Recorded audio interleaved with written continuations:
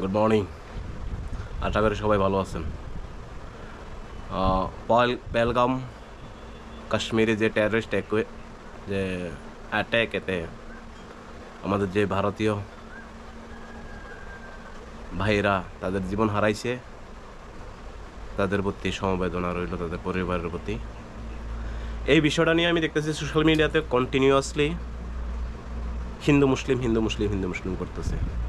আমি তাদের কাছে প্রশ্ন করতেছি, যারা হিন্দু মুসলিম এটা রং লাগানোর চেষ্টা করতেছেন, এই ভারতবর্ষে একমাত্র সম্ভব যেখানে আমাদের দেশের মানুষ মারা গেছে, আমরা এই দেশের মানুষ মারা গেছে, অথচ আমরাই বিভাজন সৃষ্টি করি, আমরাই ভাগাভাগি করি।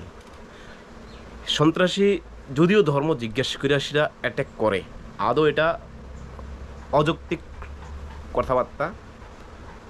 একজন টেররিস্ট এসেরা হেরে ধর্ম জিজ্ঞেস করবো, তারপর অ্যাট্যাক করবো, এটা অনেক দূরের কথা। বাই দ্য ওয়ে, যারাই বিশ্বাস করেন তারার কথায় আর কোনো কিছু বলার নাই, কারণ তারা নিজের ন্যূনতম নলেজ যদি এই আইকিউ যেটা দিছে, সৃষ্টিকর্তা দ্বারা যেটা দিছে, এটা যদি ন্যূনতম ইউটিলাইজ না করেন, তাহলে এটা খুবই দুঃখজনক ব্যাপার। তারপর হয়েছে কথা, দ্বিতীয় কথা হয়েছে গিয়া, যা যদিও করে ধর্মের আধারে যদিও অ্যাট্যাক করে, তাহলে গত বছর একটা ট্রেনের ভিতরে একজন কনস্টেবল 3জন মুসলিমদের গুলি করে দিছে, ডাইরেক্ট শ্যুট করে দিছে, দাড়ি পাঞ্জাবি আসলো ডাইরেক্ট। তখন তো কোনো মুসলমান কইছে না হিন্দুরা টেররিস্ট, হিন্দুরা আতঙ্কবাদী। গত 24 এপ্রিল মানে গতকালকে রাতে আগ্রার একটা রেস্টুরেন্টে দুইটা মুসলিম ছেলে কাজ করতো। রাত্রে কাজ শেষ করার পরে বাড়ি ফেরার পথে কিছু আরএসএস গুন্ডা বাহিনী তারকে গান শ্যুট করে, সাথে সাথে আরেকজন বন্ধু আইয়ে হেরে বাঁচানোর লেগা হেরও গান শ্যুট করে, প্রয়োজনে দুজনেই প্রাণ হারায় ওই মুসলিম দুইটা ছেলে। এরা তো কইছে না তো কোনো মানে মুসলিম মানে কোনো হিন্দু টেররিস্ট, বাট টেররিস্ট মানে কি, হ্যাঁ জাতি বা ধর্ম দীক্ষা হয় না, হ্যাঁ বিশেষ করে হ্যাঁ আইডিওলজি, হ্যাঁ থিঙ্কিং এমন হইতে পারে, এর ভিত্তিতে ধর্মের কোনো যোগাযোগ নাই। হ্যাঁ যদি প্রকৃত ধার্মিক হইতো, হ্যাঁ তো অ্যাগ্রেসিভ কারোর মারার কোনো কিছু মারার এই পরিকল্পনাই তো না। ঠিক আছে, 1 নাম্বার। 2 নাম্বার কোশ্চেন এসে গিয়া, যারা যে টেররিস্ট অ্যাটাক করার পরে প্রায় 2000 ট্যুরিস্ট আসলো ওই জায়গাতে। 2000 ট্যুরিস্ট থাকাকালীন এত একটা ট্যুরিস্ট প্লেস, যেহেতু ওখানে ভ্রমণকারীরা যায়, এই জায়গাতে ভ্রমণ করতে যায়, এমন একটা মৌসুম, প্রচুর ট্যুরিস্ট, 27 জন লোককে চিহ্নিত করে মারবো হিন্দু মুসলিম জিজ্ঞেস করে, মানে বিষয়টা একটু অবাক। এটা নিয়ে রাজনীতি খেলা হইতেছে। দ্বিতীয়ত হইছে, এই যে বাকি যে ট্যুরিস্ট আসলো ওই জায়গাতে কোনো প্রশাসন নাই, কোনো আর্মি নাই, কোনো সিকিউরিটি নাই, কোনো কিছু নাই, এই তাদেরকে যে উদ্ধার করছে তারা কারা, এই প্রশ্নটা তো মিডিয়া করা দরকার, যে তারা কারা। তারাও তো মুসলমান আসলো নাকি? এই যে তারা থাকার জায়গা দিছে, আনার জায়গা দিছে, থাকা নিজের ঘরের ভিতরে খাওয়ার ব্যবস্থা করছে, থাকার ব্যবস্থা করছে, তারা হেল্প করছে, পাহাড়ের চূড়াতে কান্দে করে নামাইছে, কেডা আসলো? তারাও তো মুসলমান আসলো নাকি? তাহলে আমরা সব কিছুতেই হিন্দু মুসলিম করে সেটা দেশটারা শেষ করতেছি, কিছু না। না হিন্দু খাত্রে মে হ্যাঁ, না মুসলিম খাত্রে মে হ্যাঁ, কোনো কিছু হইতো না ভাই।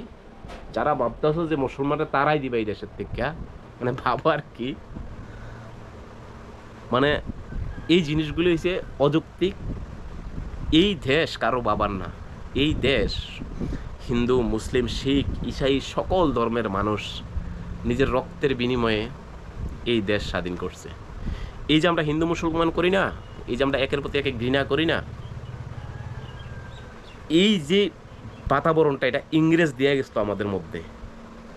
এই ইংরেজ প্রায় 200 বছর শাসন করছে আমাদের এই শুধু হিন্দু মুসলমান করেছে, যেটা শত্রুবাদ এখন বিজেপি করতে আছে, যে হিন্দু মুসলিম করে সেটা রাজনীতি সত্তা করতে। এবার আমি আরএসএস যারা আছে দেখেন, ভগৎ সিং তো জানেন সবাই, ভগৎ সিং কে আসবো?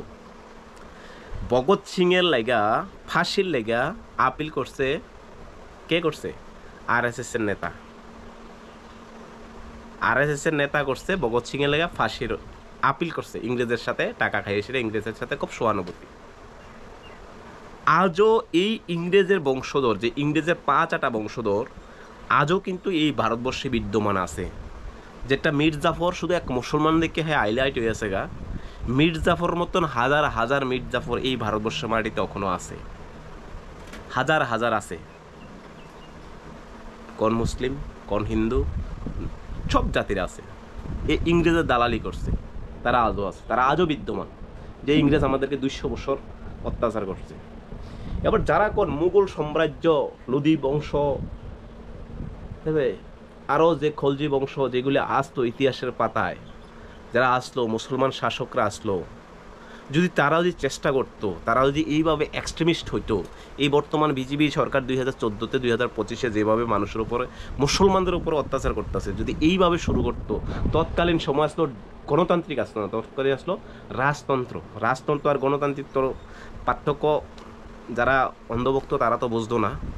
রাজা যেটা নির্দেশনা দেয় এটাই। যদি রাজা চাইতো যে কনভার্ট করো, এইবারে আক্রমণ করো, নন মুসলিমদের হত্যা করো, এই যদি চাইতো, তাহলে আজকের দিনে ভারতের রেশিওটা 20-80 যে এটা অপোজিট হইল, 80-20 হইল। এই বিষয়গুলি যারা চিন্তা করেন, একটু নিজের ব্রেনকে খাটান, যে আমরাই ইউটিলাইজ করতেছে, আমরাই ব্যবহার করতেছে, আমরাই ব্যবহার করে সেটা তারা লক্ষ লক্ষ টাকা কামাইতেছে, কোটি কোটি টাকা কামাইতেছে, নিজের পদ চাইতেছে। ওখানে বর্তমানে তো একটা মনে করেন এত একটা ট্রেন্ডিং আছে, একটা সাধারণ একটা বিষয় মনে করেন ভারতবর্ষবিতে 80 কোটি হিন্দু আছে। একজন মুসলমান যদি অক্ষণ যদি এক্সাম্পল, এজ এ এক্সাম্পল, আমি যদি মুসলিম ধর্ম ত্যাগ করি, হিন্দু ধর্মে যাই, পুরা হিন্দু সমাজ একটা মানে খুব আনন্দিত, মানে এটা মানে অতটাই অসহায় একটা হিন্দু ধর্ম, কি অতটাই অসহায়। আর নিজেকে অত দুর্বল মনে করেন কি রে ভাই? মানুষ, আপনি আগে মানুষ, কে আইলো আমার মতন, কত আগল ছাগল কত আইব যাইব, মুসলিম হইব না হইব, হিন্দু হইব না, এটা তার ব্যক্তিগত ব্যাপার। হ্যাঁ আশা মেইন জিনিস যেটা গুরুত্ব দিবেন, হের দ্বারা সমাজে কতটুকু উপকৃত হয়েছেন, সমাজে কতটুকু কার্যকর হয়েছে, সমাজে বিচার বেবিচার কতটুকু হয়েছে, হের দ্বারা আমার পজিটিভ সাইন কি পাইছি, এই বিষয়গুলি ভাবার দরকার আছে। হে আইসে বন্ডামি করতে আইসে, এতদিন হিন্দু ধর্ম আসলো বন্ডামি করছে, তখন মুসলিম ধর্ম আইব বন্ডামি করবো, মুসলিম ধর্ম আসলো বন্ডামি করছে, হিন্দু ধর্ম বন্ডামি করার লেগে, এমন হাজার হাজার অহরহ ঘটনা হইতেছে। নিজের লেবাস পাল্টান লাগে, যেমন অনেক দেখেন না, প্রত্যেকটা বিজেপি দেখেন, বিজেপির নেতা কলকাতা ত্রিপুরাতে মনে করেন যারা কংগ্রেস আসতো তারা খুব সেকুলারিজম দেখাইতেছে, গণতান্ত্রিক মানব সেবা, টুপি দিয়ে এসে, শুধু আপনার একটা এক্সাম্পল কইতেছি, সুধাংশু দাস টুপি দিয়া পাঞ্জাবি পরে সেরা মুসলিমদের কাছে যায়, এই কাছে যায় সেই কাছে যায়, খুব সেকুলারিজম। তখন মনে করেন হঠাৎ করে বিজেপি দিকে এসে টার্ন হয়ে আছে গা। তো এইগুলি হিন্দুদের ক্ষতি না? আরে হিন্দু হইতে গেলে তো আপনাকে এক্সট্রিমিস্ট হইতে হইতো না তো, না? স্বামী প্রেমানন্দ যে আছে তার যে স্টেটমেন্টগুলি, ওনার যেমন মকানন্দ, গুরুগোপাল দাস আর অনেকে আমি ফলো করি যাবে, তারা তো এমন কোনো এক্সট্রিমিস্ট কোনো কথাবার্তা কয় না, না? তাদের কোটি কোটি ফলোয়ার, তাদেরকে কত হাজার হাজার লক্ষ লক্ষ মানুষ ফলো করে, হিন্দু নন হিন্দু মানে প্রচুর হাজার, সব ধর্মের মানুষ, খ্রিস্টান, ইভেন খ্রিস্টানও তারা ডেভেলপ করতেছে, তারাও ফলো করতেছে, করে না? কারণ ভালো মানুষ ভাই, সমাজে পজিটিভ মেসেজ দিতেছে, সমাজে পজিটিভ বার্তা দিতেছে, যেটার দ্বারা সমাজের উপকৃত হইতেছে, আপনার উপকৃত হইতেছে। তাহলে আমরা প্রত্যেকটা জিনিসে যদি হিন্দু মুসলিম করি, ফায়দাটা কার? একটা অংশ ফায়দা নিতেছে। আপনি মনে করেন এই যে কোনো একটা ঘটনা, যেমন অক্ষণ আমাদের ওয়াক্কবুট অ্যামেন্ডমেন্ট বিল যে এটা যখন একটু হাইলি হইতেছে, যখন গদি মিডিয়া আর থাকতো না, মানে মিডিয়া মানে প্রায় যাওয়ার পথে, তখন এমন ধরনের একটা ঘটনা। আর দ্বিতীয় প্রশ্ন হচ্ছে সবচেয়ে বেশি যে কাশ্মীর, আমরা সবাই জানি, একটা ছোটো বাচ্চা থেকে শুরু করে বড় সবাই যায়, কাশ্মীর এমন একটা জায়গা ভাই, পৃথিবীর স্বর্গ যাকে বলা হয়, পৃথিবীর স্বর্গ, এত সুন্দর জায়গা।